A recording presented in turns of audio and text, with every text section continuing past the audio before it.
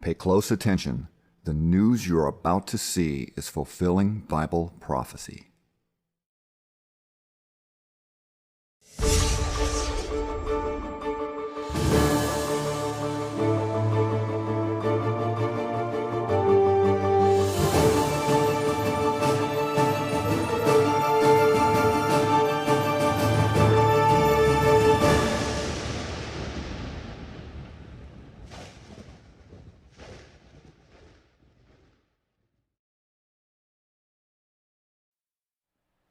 Welcome to another edition of YPN News, bringing you the news that relates to Bible prophecy and foretold by Yisrael Hawkins. Katan, we're going to talk about China taking note on what Russia is doing in Ukraine, looking at it pretty hard for a possible invasion into Taiwan. So they're trying to learn those lessons.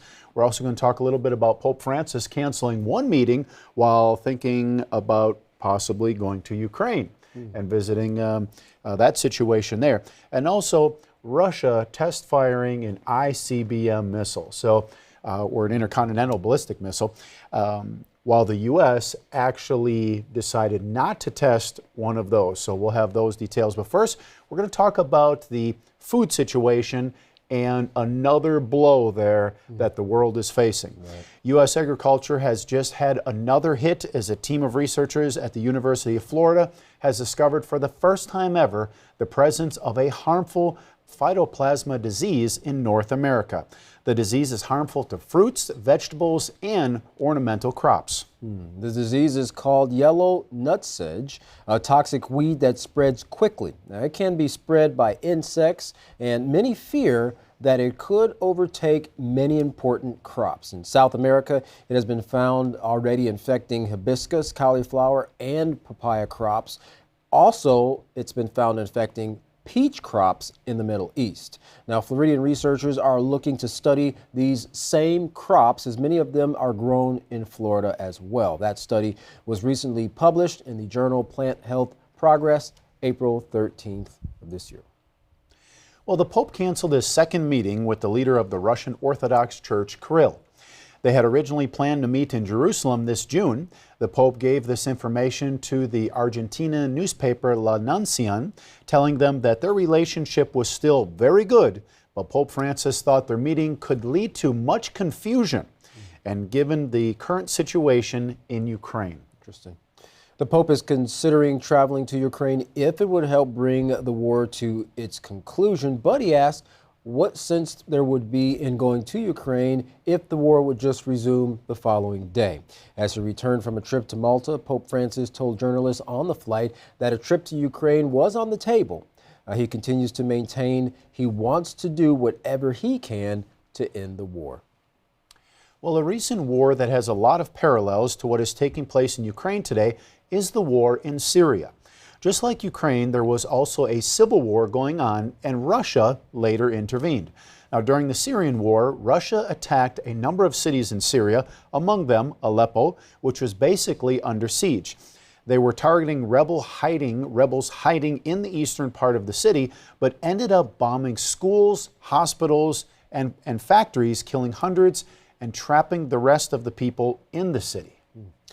That was in 2016, but a very similar situation has unfolded in Mariupol, where civilian sites have been targeted as in Syria, this time including a theater where thousands of people were seeking refuge. Mariupol's mayor said tens of thousands of lives have been lost since the city has been under siege, and it's no wonder these sieges have so much in common. The Russian general who led the campaign in Syria is the same general who is leading the campaign in Ukraine today. Well, that's a very interesting point. And when these cities are under siege like that, they don't let anything in. So the people are left with very little, if anything. And a lot of the infrastructure in the cities, the water and the food, all those things are cut off. So it makes it very difficult for them. That's right. Well, Russia continues to embolden itself, this time by test launching a nuclear intercontinental ballistic missile. As Russia released a video of the launch of its very powerful new weapon, President Putin delivered a warning message to his adversaries in the West. Now, President Putin called it a, quote, truly unique weapon. and said it will strengthen the combat potential of Russian armed forces. He also said it would, quote, reliably ensure Russia's security from external threats and provide food for thought for those who, in the heat of a frenzied aggression or aggressive rhetoric, try to threaten our country, end quote. Pretty subtle but yet powerful words that the Russian president is giving to the rest of the world. Well, while the RS-28 Sarmat ballistic missile, or Satan II, as it is known, was introduced back in 2016, it now is said to be capable of carrying multiple nuclear warheads and able to travel over 6,800 miles. While the White House says the test was not a surprise because Russia did follow the New START treaty, by which they are obligated to give advance notice on any such test.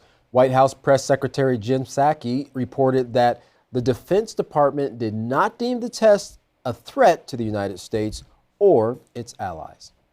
However, a senior U.S. defense official made it clear that this didn't seem to be something a responsible nuclear power should do, given the circumstances taking place in Ukraine. Now, the U.S. had scheduled an ICBM test early in the month, which it canceled. Now, Secretary of Defense Lloyd Austin said on April 7th, quote, "We're at a very tenuous point. Wanted to make sure that we were doing the prudent things in managing escalation," unquote. Well, President Biden just concluded a meeting with his top military commanders that are stationed around the world. The purpose of their meeting was to talk about the general security situation right now because of the war in Ukraine.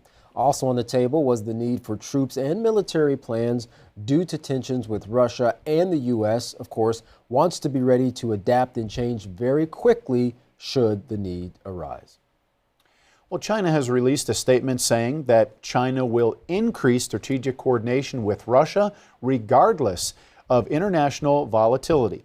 The Chinese vice foreign minister gave that message to Russia's ambassador to China. In an interview with MSNBC's Morning Joe, General Robert Spalding said because both leaders are heads of totalitarian nations, not much positive is said about them, but that Xi wanted to see how the West would react to Putin's invasion of Ukraine because he, that being President Xi, plans similar invasions of Taiwan. So, seeing how the economic and political ramifications take place helps him to understand how they can deal with the West when they invade Taiwan. Almost like studying the moves of a different team there. So when you might be faced with that team coming against you, you know what they're going to do. Learn from others' mistakes. Well, China doesn't get deterred by the actions of the West. With Russia's invasion with Ukraine, they get to learn the lessons of how to deal with the West and how to take measures to deal with possible sanctions from the West by using the Belt and Road Initiative and workings with other countries. And that Belt and Road Initiative, we've talked about that a lot, but that's a pretty big ace up their sleeve, if you would, that they can use against these sanctions and get around the sanctions. That's right. China has a lot of resources. They have a lot of people, and they've also invested in a lot of countries in order for them to kind of have, like you say, that ace in the hole to avoid those sanctions. Well, Jeffrey Sachs of the University of Columbia, in the same interview regarding the two countries, said of the situation, it isn't just China, it's all the developing world, saying this isn't our battle, and these sanctions are hurting us, they're hurting the world economy. And that's, of course, something that everybody throughout the world right now, everybody's feeling the pinch of the world economy kind of being tanked as a result of so many resources being diverted to the war with Russia and Ukraine, but also so many resources are not being spread out because, as we've mentioned before, Russia and Ukraine is kind of the breadbasket of that area, and they supply about 30% of the world's wheat. And when dealing with people who are already impoverished, who really depend on those resources, what little that they did have, they have even less now. Right, and the wheat, we're still dealing with what we had in reserve. So now with this and what they're not going to be able to bring in because of the war, we're going to see that wave, that ripple effect from that situation in the months, certainly in the months to come. That's right. Well, you don't have to worry too much about you and your family, because there is resources. There are resources, and there is a way of safety and a way of escape. If you'd like to learn what you can do in order to avoid the coming disaster and how you can protect yourself and prepare for what's to come, contact the House of Yahweh. And when you do, don't forget to request your free copy of the Prophetic Word and the monthly newsletter. Here's how. To contact the House of Yahweh, you can write them at the House of Yahweh, P.O. Box 2498, Abilene, Texas 79604. You can call them at 1-800-613-9494. Visit them on any of their websites by going to yahweh.com, yisraelhawkins.com, or yahwehsbranch.com. You can also visit our website by going to ypnnews.com. If you'd like to email the House of Yahweh, you can do so by emailing info@yahweh.com. For any international calls, you can call the number that's on your screen now. And once again, if you haven't gone to the Yisrael Says, we strongly encourage you to do so. You can go to YisraelSays.com and AskYisrael.com. Put in any word or phrase into the search there, and should load up pages and pages of information to occupy any free time you have. Well, righteousness is the key that opens up the door to peace, and the one that teaches it is Yisrael Hawkins. He's up next. From all of us here at YPN News, I'm Katan Alexander. And I'm Jeffrey Heimerman. Thank you for watching.